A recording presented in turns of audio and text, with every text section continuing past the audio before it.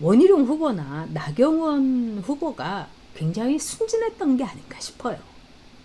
그러니까 원희룡 후보도 첫 번째 토론을 할 때 네거티브 한다고 하니까 뭐 못할 말 한 거 아닌데 이제부터 자기가 그런 거 하지 않겠다 이러면서 그냥 토론의 김을 처음부터 빼버렸어요. 그러다가 이제 뭐 한동훈이의 그 본질을 알고 그 민낯을 알고 나서 그 다음부터 원희룡 후보가 이제 물이 올라와서 어저께 밤 토론은 진짜 제가 보기엔 잘했습니다. 아주 여유 있게 노련하게 그러면서 아픈 데를 콕콕 찔렀죠. 그런데 나경원도 그렇고 원희룡도 그렇고 한동훈에 대해서 너무 쉽게 본 게 아닌가 싶어요. 우리는 정치에서 뭐 20년, 뭐 25년 있었다. 이렇게 생각하면서 그의 사악함과 그의 비열함과 그의 잔인함과 냉혹함을 몰랐던 게 아닌가. 이 정도라고는 생각 못했던 게 아닌가. 이런 생각이 듭니다. 자, 두 번째 주제 가도록 하겠습니다. 이러다 보수는 다 죽는다. 네, 이러다가 다 죽습니다. 원희룡 후보의 출사표였습니다. 원희룡 후보는 이러다가 다 죽을 거라는 그런 절박한 심정으로 전 나왔다고 생각합니다. 근데 이러다가 보수는 다 죽는다. 이게 더 명확한 말이라고 저는 생각합니다. 자, 이 원희룡 후보 이러다가 우리 보수 다 죽는다. 얼마나 절절한 말입니까? 자, 원희룡 후보는요. 특검은 탄핵이다. 이렇게 얘기했습니다. 그리고 윤석열 대통령을 탄핵하는 최상병 특검은 받아들이면서 한동훈 특검은 못 받아들이겠다고 하는 거. 이거 너무 웃기는 거 아니냐. 말도 안 되지 않느냐. 나는 최상병 특검도 반대하고 한동훈 특검도 반대한다. 내가 막아주겠다. 이렇게 얘기했습니다. 역시 제가 볼 때는 원희룡 후보의 원희룡 후보의 넉넉함, 원희룡 후보의 여유, 포용이 보이는 이 발언이라고 봅니다. 진짜 한동훈한테 지금 이제 한 딸들이 저렇게 들러붙어 있고, 그 다음에 옛날 말하자면은 이 PD, NL 이런 운동권 출신들이 자기의 본성, 자기의 본질, 고향, 피를 못 속여가지고 다 정체를 드러내지 않았습니까, 여러분?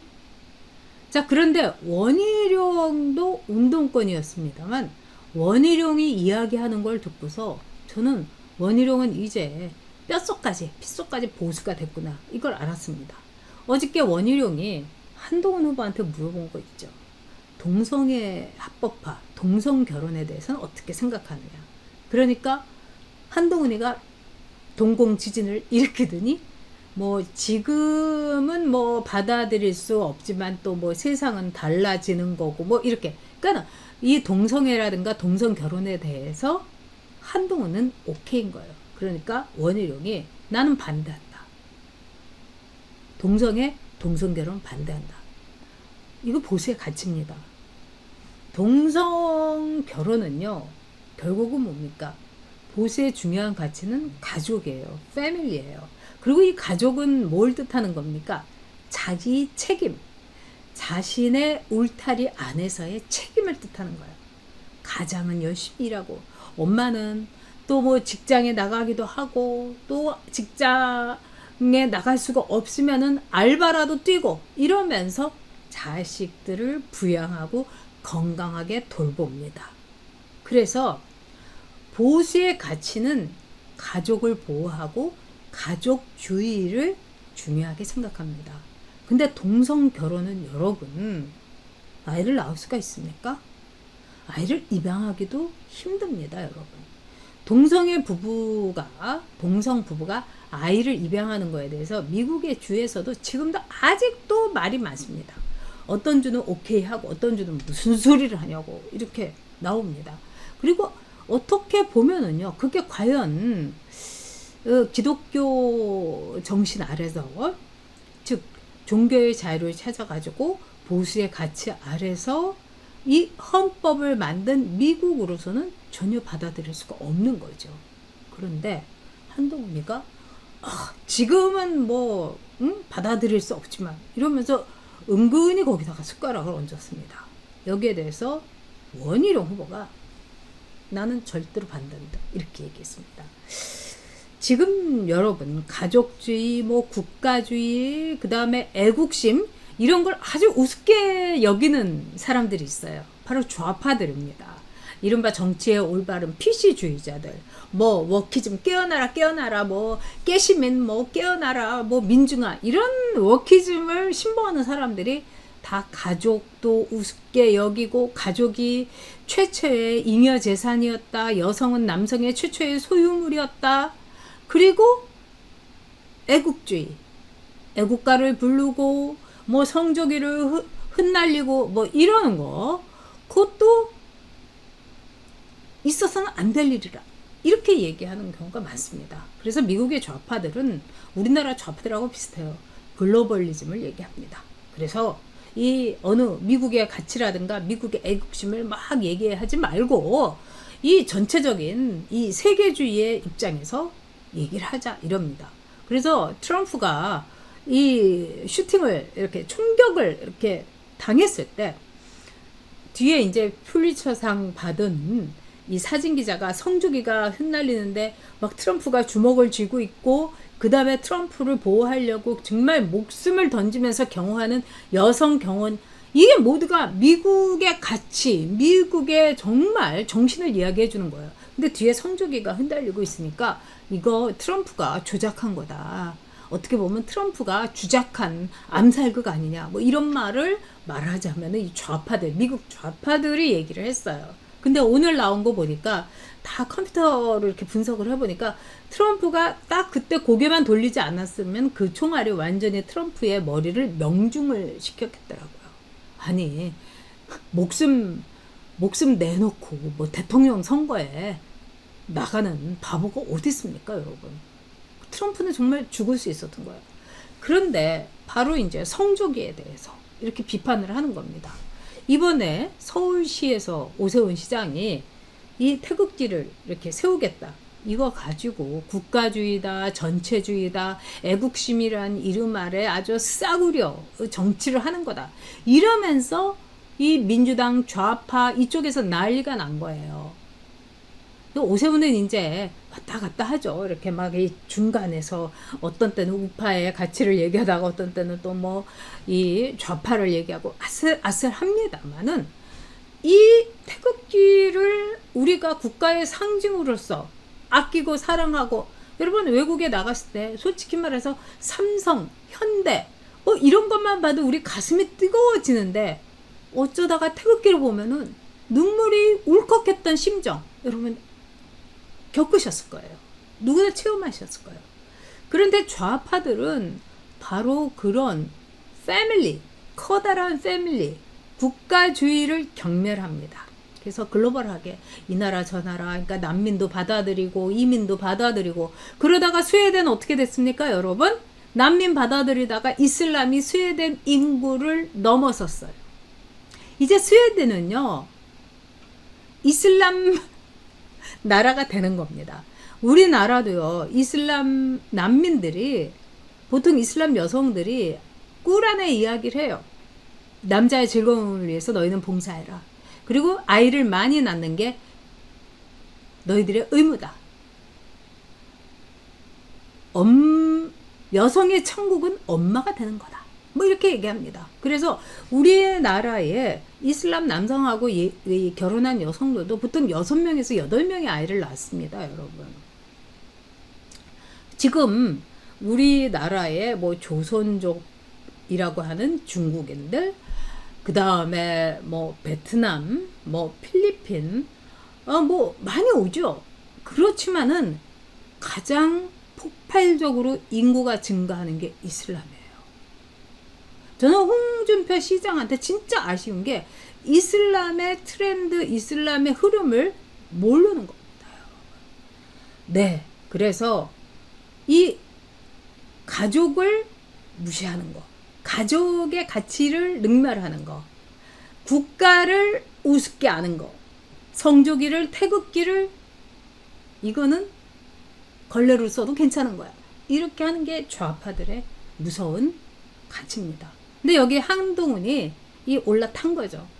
그리고 또 한동훈이가 이 동성애 문제뿐만 아니라 차별금지법에 대해서도 한동훈이가 찬성하는, 거기에 대해서 이 차별금지법은요, 여러분 문제가 굉장히 많습니다. 그러니까 인종이라든가 그 사람의 학력이라든가 성별, 뭐 여기에 대해서 차별을 하면 안 된다. 이 경멸적인 언사를 하면 안 된다. 이런 것도 있지만요.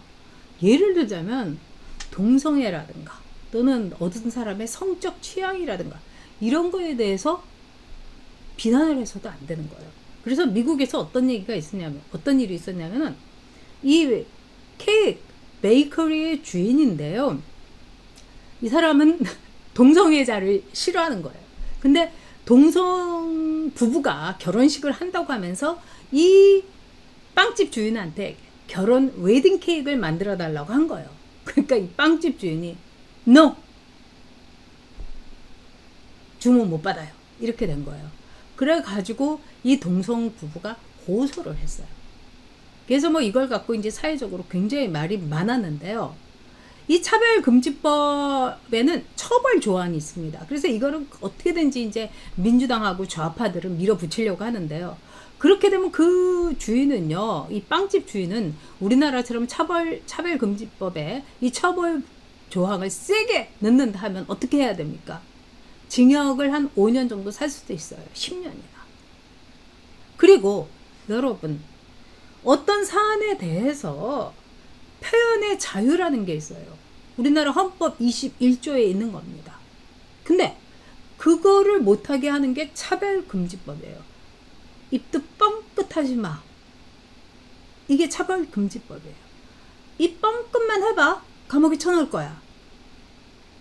이겁니다.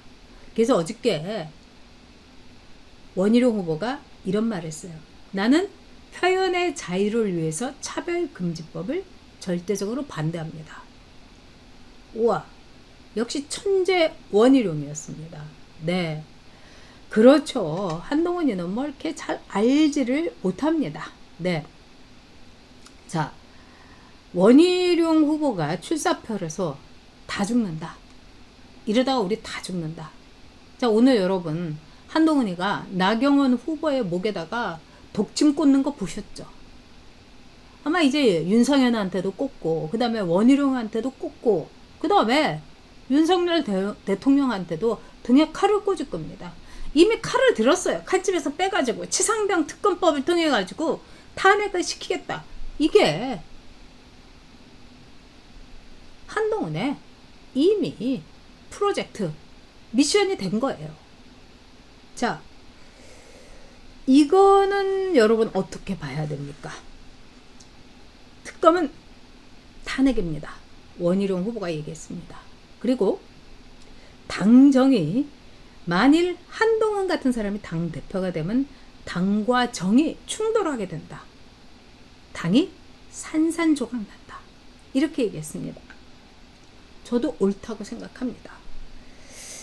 그러면서 한동훈은 민주당이 말하자면은 윤석열 대통령을 탄핵시키기 위해서 만든 이 최성병 특검법, 여기에 놀아나지 말아라, 속지 말아라, 이렇게 이야기를 했습니다. 자, 윤석열 대통령만 죽이겠습니까? 이승만 대통령도 죽을 겁니다. 박정희 대통령도 죽일 겁니다. 윤석열 대통령도 완전히 능지처참을 해버릴 겁니다. 이게 한동훈의 사이코패스, 소시오패스, 냉혈동물적 행보입니다, 여러분. 그러면 보수 정당 국민의힘은 뿌리채 뽑히는 거죠. 그리고 보수를 지켜온, 보수의 신념을 갖고 믿음을 갖고 여기까지 온 우리 보수 지지자들의 심장에도 대못을 받고 칼을 꽂는 겁니다. 우리 판큐님께서 한동훈만 아니면 됩니다. 송빛나님, 네, 다 죽어요. 맞는 말씀입니다. 다 죽습니다. 우리가 우리 가슴속에서 영원히 생존해야 할 이승만, 영원히 살아있어야 할 박정희 다 죽이는 겁니다. 일단 눈앞에서 윤석열부터 탄핵을 통해서 죽이려고 짓겠죠.